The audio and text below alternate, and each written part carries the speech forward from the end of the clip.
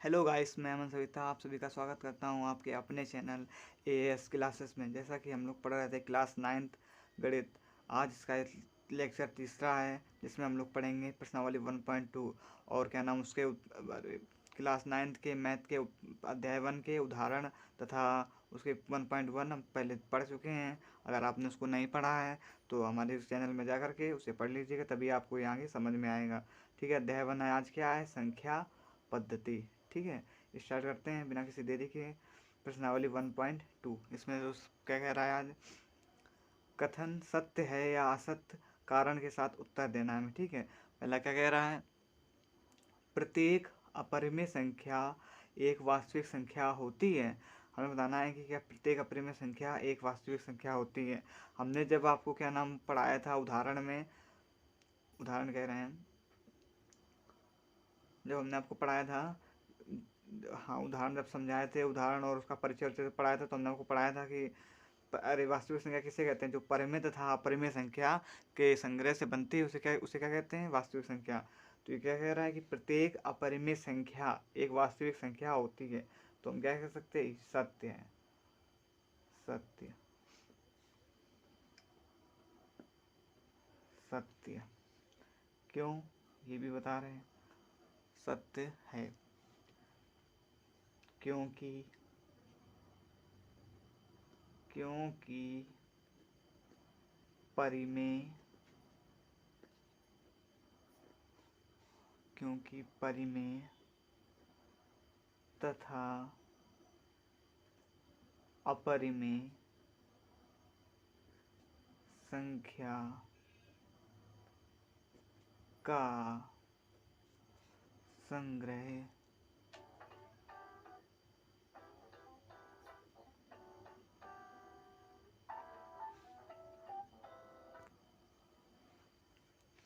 वास्तविक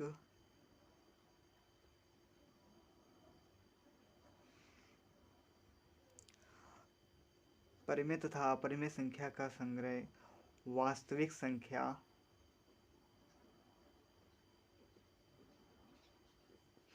कहलाता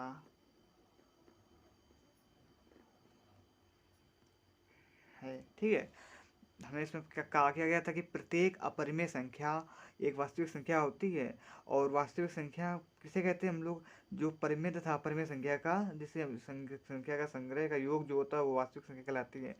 ठीक है, तो जो वास्तविक संख्या में जब दोनों संख्या मिलती हैं तो कन्फर्म है कि क्या अपरिमेय संख्या में भी वास्तविक संख्या मिलेंगी। ठीक है, इसके बाद दूसरा क्वेश्चन देखिए क्या कर रहा है, संख्या रेखा का प्रत्येक बिंदु रूढ़ m के रूप का होता है जहाँ m एक प्राकृतिक संख्या है। ठीक है, तो हम क्या कह सकते हैं, रूढ़ m एक, जहाँ m क्या है, एक प्राकृतिक संख्या है, तो हम कह सकते हैं असत्य। क्यों, ये असत्य है,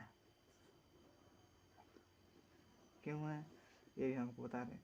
क्योंकि रूट m, मतलब इसमें ये बताना है क्योंकि 5 एक वास्तविक 5 एक वास्तविक संख्या तो है, परंतु ये किसी भी प्राकृत संख्या का वर्गमूल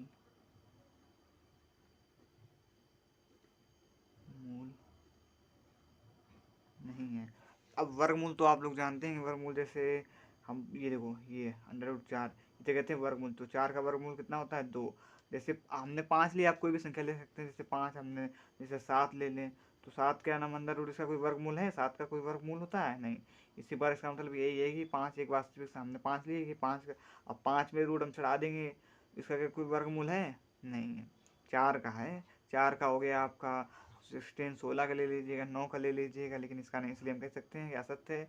5 एक वास्तविक संख्या तो है, परंतु ये वास्तविक संख्या में आती है 5, क्योंकि परिमेय परिमेय संख्या में, परंतु ये किसी भी प्राकृतिक संख्या का वर्गमूल नहीं है। ठीक है, इसके बाद चलो आगे क्वेश्चन में आते हैं, अगले क्वेश्चन में क्या कह रहा है, प्रत्येक वास्तविक संख्या एक अपरिमेय संख्या होती है।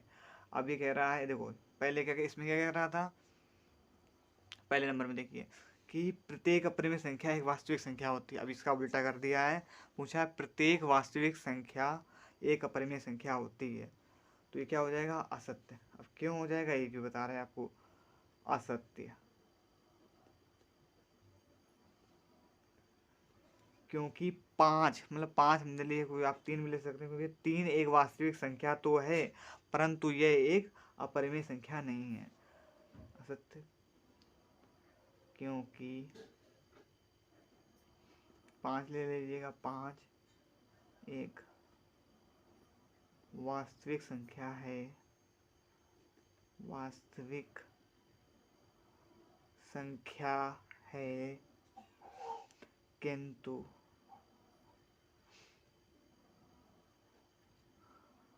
अपरिमेय संख्या, अपरिमेय संख्या नहीं है। ठीक है, हमने पहले आपको जब हमने उसमें परिचय आपको बताया था उसका, तो हमने आपको बताया था परिमेय संख्या क्या होती है। अपरिमेय संख्या, परिमेय संख्या वो होती है जिसे p बट्टे q के रूप में लिखा जा सके, और अपरिमेय संख्या क्या होती हैं जिसे हम p बट्टे q के रूप में नहीं ले सकते हैं। ये अधिकतर अपरिमेय संख्या किसमें होती हैं, रूट में। जैसे रूट का कोई मान हो गया, रूट का आप 3 ले लीजिएगा, जैसे पाई हो गया, ठीक है, ये सब क्या होती हैं, अपरिमेय संख्या होती हैं। ठीक है, रूट में कोई भी मान हो सब अपरिमेय संख्या कहलाता है। तो इसमें कह रहा है क्योंकि पाँच एक वास्तविक संख्या है किंतु अपरिमेय संख्या नहीं है। अब पाँच है तो पाँच, ये पाँच के बट्टे में कर सकते हैं, तो फिर ये क्या हो गया, परिमेय संख्या होती है। और अपरिमेय संख्या क्या होता है, जिसे हम p बट्टे q के रूप में ना लिख सकें। ये तो हम p बट्टे q के रूप में लिख पा रहे हैं ना, तो ये परिमेय संख्या कहाँ से होगी, ये तो अपरिमेय संख्या होगी ना, परिमेय संख्या होगी, अपरिमेय संख्या कहाँ से होगी, इसलिए तो अपरिमेय संख्या नहीं है। ठीक है, इसके बाद देखिए दूसरा क्वेश्चन क्या कह रहा है, क्या सभी धनात्मक पूर्णांकों के वर्गमूल अपरिमेय होते हैं, यदि नहीं तो एक ऐसी संख्या के वर्गमूल का उदाहरण दो जो कि परिमेय संख्या है। ठीक है, अब मैं बताना है, क्या कह रहा है, क्या सभी धनात्मक पूर्णांकों के वर्गमूल अपरिमेय होते हैं, यदि नहीं तो एक ऐसी संख्या के वर्गमूल का उदाहरण दो जो कि परिमेय संख्या है। तो यदि नहीं तो नहीं है। अब क्यों, क्योंकि रूट 9 बराबर 3, हमने रूट 9 लिया, आप रूट 16 भी ले सकते हैं, रूट 16 लेंगे, रूट 16 भी ले सकते हैं, तो रूट 9 बराबर 3। ठीक है, रूट 9 का वर्गमूल कितना होता है, 9 का वर्गमूल कितना होता है, 3 होता है। एक परिमेय संख्या है, एक परिमेय संख्या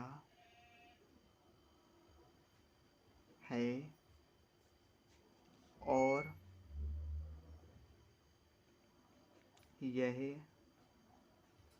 एक अपरिमेय संख्या नहीं है। ठीक है, क्लियर हो गई बात, समझ में आ गया आपको। इसमें फिर से हम देखो एक बार रिपीट फिर से कर दे रहे हैं कि आपको समझने में कोई दिक्कत ना हो। इसमें कह रहा है क्या सभी धनात्मक पूर्णांकों के वर्गमूल अपरिमेय होते हैं। इसमें ये कह रहा है कि क्या, पहले सबसे पहले हमसे इसने क्वेश्चन पूछा क्या सभी धनात्मक पूर्णांकों के वर्गमूल अपरिमेय होते हैं, यदि नहीं, उसने ये भी कहा गया यदि नहीं तो एक ऐसी संख्या के वर्गमूल का उदाहरण दो जो कि परिमेय संख्या हो। हमने यहाँ पर रूट 9 लिया है, आप रूट 16 करके भी दिखा सकते हैं, और कोई भी संख्या रूट 4 करके भी दिखा सकते हैं। तो ठीक है, तो 2 आ जाएगा, 2 एक क्या है, परिमेय संख्या, क्योंकि 2 को हम एक बार इसके रूप में लिख सकते हैं, परिमेय संख्या है। और ये एक अपरिमेय संख्या नहीं है। अपरिमेय संख्या क्यों नहीं है, अपरिमेय संख्या क्या होता है जिसे हम p बट्टे q के रूप में ना लिख सके, लेकिन 3 को या 2 को हम परिमेय इसके नाम p बट्टे q के रूप में लिख पा रहे हैं। और अपरिमेय संख्या क्या होती है, अभी हमने आपको पीछे बताई, जैसे रूट 3 हो गया आपका, पाई हो गया, रूट 2, मतलब जो संख्या मोटी मोटी सी बात, जो संख्या रूट में होती है सब अपरिमेय संख्या कहलाती हैं। ठीक, ओके, क्लियर हो गया। अब अगले क्वेश्चन पे चलें। देखिए अगला क्वेश्चन क्या कह रहा है, अब इसमें देखिए ये क्या कह रहा है, दिखाइए कि संख्या रेखा पर रूट 5 को किस प्रकार निरूपित किया जा सकता है। ठीक है, तो इसके लिए हम लोगों को जरूरत पड़ेगी, एक आपको प्रकार की जरूरत पड़ेगी और एक चांदी की ज़रूरत पड़ेगी, और इसके बाद एक पटरी की, और इसके बाद अब आपको एक ज़रूरत पड़ेगी चांदी की। ठीक है, इसी के द्वारा हम इस सवाल को हल करेंगे। यहाँ पर हमने पेन लिया है, आप चाहें तो पेंसिल से साफ समझ में नहीं आता है, इसलिए हमने यहाँ पर पेन लिया है। ठीक है, हल करते सबसे पहले हमें क्या करना है, सबसे पहले हमें एक लाइन ड्रॉ करनी है। क्या करना है, एक लाइन ड्रॉ करनी है। ठीक है, आई होप आपको विजिबल होगा। ये एक लाइन ड्रॉ हो गई। ठीक है, सर्वप्रथम हमने क्या किया, एक लाइन ड्रॉ, क्योंकि संख्या रेखा पर √5 को निरूपित करना है, तो एक लाइन ड्रॉ हो गई। इसके बाद हम क्या करेंगे, हमें 1-1 सेंटीमीटर पर बिंदु रखना है, बिंदु। ये हो गया। हमने क्या करना है, 1-1 सेंटीमीटर पर बिंदु रखना है। एक ये,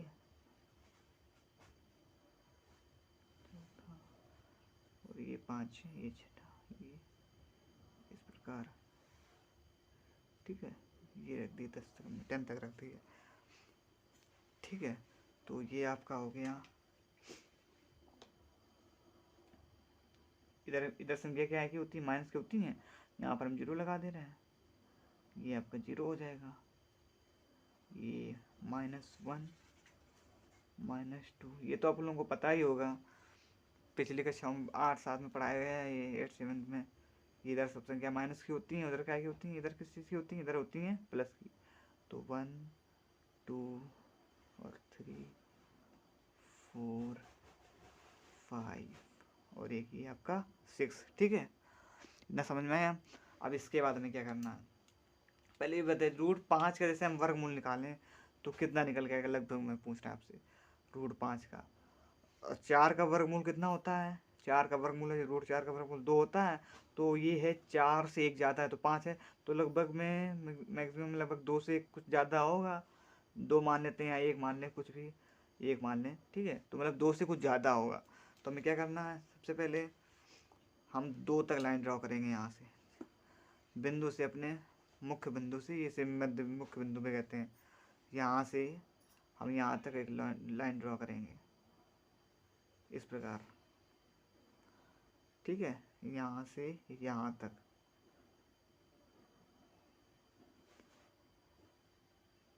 ये देखो, ये लाइन ड्रॉ होगी, दिख रहा है ना, थोड़ा यहाँ पर डार्कन है, 0 से 2 तक थोड़ा डार्कन है।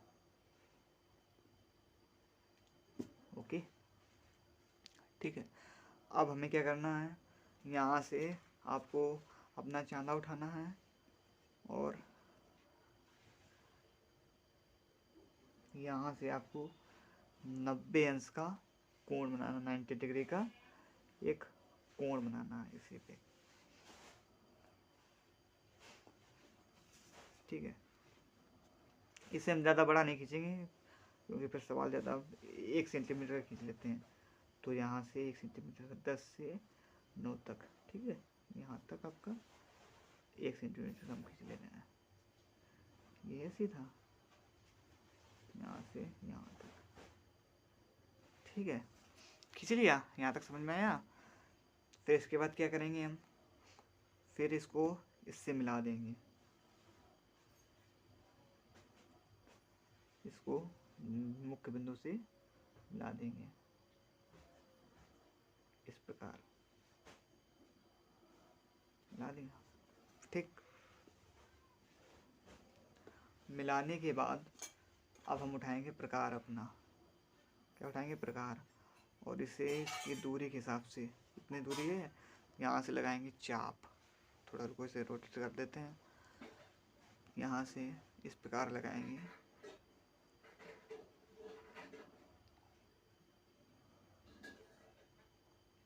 चाप, तो ये जो आपका है, ये बन गया आपका √5 का। ठीक है, तो इसे हम मान लेते हैं यहाँ पर 1, ये √5 का बन गया, इसे हम 1 यहाँ पर कह सकते हैं। ये हो गया आपका 1, और ये हो गया आपका √5। ओके, ठीक, एनी प्रॉब्लम, समझ में आ गया। ठीक है, एक बार फिर से समझा दे रहे हैं। सबसे पहले हमने यहाँ पर क्या किया, एक आपके ये लाइन ड्रॉ की, इसके बाद यहाँ पर हमने देखा कि रूट 4 का वर्गमूल कितना होता है, 4 का वर्गमूल 2 होता है, लेकिन यहाँ पर एक ज़्यादा, तो लगभग में मैक्सिमम हमने ले लिया है अबाउट में कि 2 से कुछ ज़्यादा होगा, 1 या 2 कुछ ज़्यादा होगा। तो इसलिए हमने यहाँ पर इस 0 से 2 तक एक लाइन ड्रॉ की, मुख्य बिंदु से यहाँ 2 तक, ठीक है। फिर इसके बाद यहाँ पर 90 डिग्री का कोण बनाया, 90 डिग्री कोण बनाने के बाद इसे मिला दिया और इसी के यहाँ से मुख्य बिंदु से एक चाप लगा दिया। जो चाप लगाया वो लगभग 1 डिग्री में एक का था, मतलब एक इसकी सेंटीमीटर दूरी के हिसाब से लगाया। फिर यहाँ पर ये रूट 5 भी पूरा हो कंप्लीट हो गया। अब इसके बाद हम जैसे आपको दिखाना चाहें तो हम दिखा सकते हैं पाइथागोरस प्रमेय से, आप लोगों ने पढ़ी होगी पाइथागोरस प्रमेय। इससे हम ये कंफर्म कर सकते हैं कि रूट 5 का बन गया है पाइथागोरस प्रमेय से। अब ये बताइए पाइथागोरस प्रमेय हमारी कहती क्या है। इसका यही तो सूत्र होता है, आप लोगों ने पढ़ा होगा कक्षा 8 में, कर्ण स्क्वायर बराबर लंब स्क्वायर प्लस क्या होता है, आधार स्क्वायर, ठीक है, ये होता है। तो अब हम लिखेंगे यहाँ पर, इसे हल करेंगे, कर्ण स्क्वायर लंब कितना हमारा, ये लंब 1 है, ये आपका लंब हो गया स्क्वायर प्लस आधार ये देखो यहाँ से 0 से 2 तक 2 है आधार इसका, तो 2 इसका आधार हो गया, यहाँ तक गया तो 2 ही, 0 से 2 तक, तो इसका आधार कितना हो गया 2, तो आधार कितना, तो 2 का स्क्वायर, ठीक है। फिर कर्ण का स्क्वायर बराबर 1 का वर्ग 1 और 2 का वर्ग 4, इसे खोल देंगे तो कर्ण स्क्वायर बराबर 5, ठीक है। कर्ण स्क्वायर बराबर कितना आ गया 5। अब देखो जब वर्ग इधर जाएगा तो रूट चढ़ जाएगा यहाँ पर, तो ये क्या हो जाएगा, कर्ण बराबर रूट 5। अभी देखो ये कर्ण रूट 5 हो गया, इससे भी प्रूव हो गया, ठीक। ये आपकी आधार होती है, ये तो पता ही होगा, ये आपका लंब होता है और ये क्या होता है कर्ण, ठीक है। सबसे बड़ी जो भुजा होती है वो कर्ण होती है, ठीक। ये आपका क्वेश्चन प्रूव हो गया। अब देखिए 4 नंबर क्या कह रहा है, 4th नंबर, इसे हम थोड़ा किताब से आपको बता दे रहे हैं। ये देखिए इसमें कह रहा है कि वैसे ये पूछा नहीं जाता है, लेकिन फिर भी अगर है तो आपको पढ़ा दिए दे रहे हैं। इसमें कह रहा है कक्षा के लिए क्रियाकलाप वर्गमूल सर्पिल की रचना करना है हमें इसमें, ठीक है, वर्गमूल सर्पिल की रचना। अब देखिए वर्गमूल सर्पिल होता कैसा है। सर्वप्रथम हम इसमें फिर उठाएंगे आपका पटरी उठाएंगे और 1 सेंटीमीटर की लाइन ड्रॉ करेंगे। कितने सेंटीमीटर की, 1 सेंटीमीटर की कर दीजिए, 1 सेंटीमीटर की लाइन ड्रॉ। ये 5 से इधर कर दे रहे हैं, ठीक है। 1 सेंटीमीटर की लाइन ड्रॉ हो गई। फिर इसके बाद क्या करना है हमको, यहाँ से एक 90 डिग्री का चाप लगाना है चांदे की सहायता से। ये आपका 90 डिग्री का चाप लग जाएगा इस प्रकार यहाँ से, ठीक है। 1 ही सेंटीमीटर का लगाना है क्योंकि ज़्यादा फिर बड़ा हो जाएगा। 1 सेंटीमीटर लगाते तो लगाते हम 10 से 9, ठीक है। बस ये देख लिए हैं, ये 90 डिग्री होना चाहिए, ये 9 से 10, ठीक है, इतना हो गया। फिर इसके बाद हमें इसको मिला देना है, ठीक है। इसको मिला दीजिएगा आप यहाँ से इस प्रकार, ठीक है। इतना समझ में आया, मिला दिया हमने। फिर ये देखो ये सब 1 सेंटीमीटर खींचे थे, तो ये भी एक था, ये भी एक था।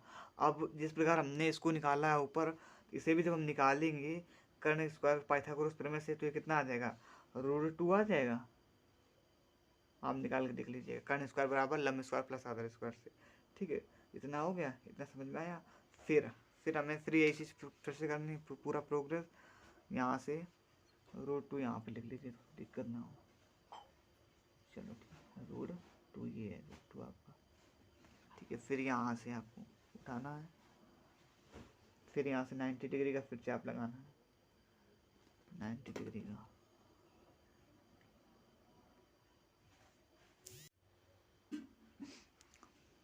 हाँ तो ठीक है यहाँ तक। फिर यहाँ से हम फिर 90 डिग्री का एक लगाएंगे चाप, 90 डिग्री का ये यहाँ से, ठीक है। फिर यहाँ से 90 डिग्री का लगा दिया है यहाँ से एक, फिर यहाँ पर 1 सेंटीमीटर का खींच देंगे हम, 1 सेंटीमीटर का। कितने सेंटीमीटर का? 1 सेंटीमीटर का, ठीक है। तो खींच दीजिए 8 से 7 लगभग इतना खींच दे रहे हैं, इतने में लगभग, ठीक है। देखिए थोड़ा डार्कन कर दीजिए, समझ में है आपको, ठीक है। फिर इसे आपको क्या करना है, फिर से मिला देना। थोड़ा इधर लिख गया है, दिक्कत हो रही है, इसे आपको मिला देना है, ठीक है। तो ये आपको कितना हो जाएगा, √3 हो जाएगा, ठीक है। फिर सेम इसी प्रकार फिर यहाँ से करना है ये चीज़, फिर यहाँ से आपको फिर एक 90 डिग्री का खींचना है, फिर आपको एक 90 डिग्री का यहाँ से खींचना है,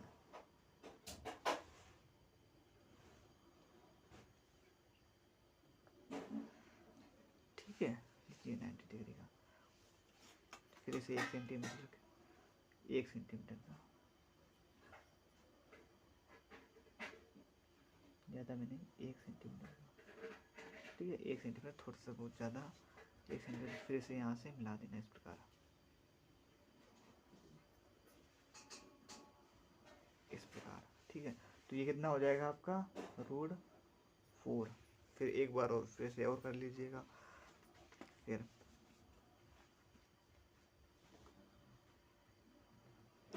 जब हम इसे करेंगे तो यहाँ से यहाँ पर इसे रख के फिर एक 90 डिग्री का, ठीक है। और 1 सेंटीमीटर का यहाँ से एक लाइन ड्रॉ करेंगे, 1 सेंटीमीटर की ये लाइन ड्रॉ हो गई, और फिर इसे मिला देंगे।